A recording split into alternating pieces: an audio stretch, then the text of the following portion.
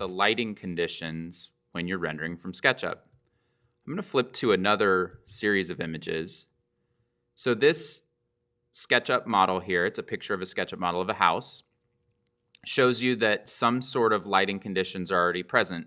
This is just SketchUp, and you have some shadows coming from a sun. And you can see, for instance, in this chair, you've got some brighter white and some darker white shades for the pixels there.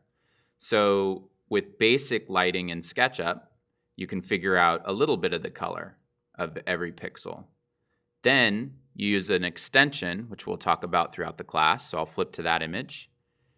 A rendering or a lighting extension, photorealistic rendering extension, will help you not only see the same light, but now it's bouncing around, so it's creating reflections, and bounces of the light around the model are sort of changing the shades to a somewhat more realistic lighting, including reflections off the windows and things like that.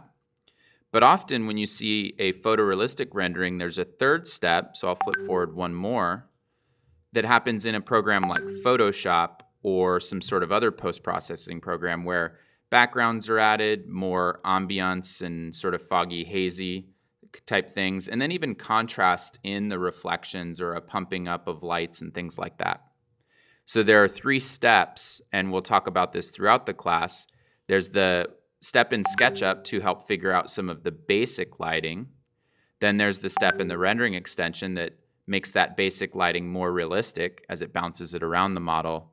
And then there's a third step, which is creating more the mood or emotion with some post-processing and enhancing the lighting that you got from the earlier steps.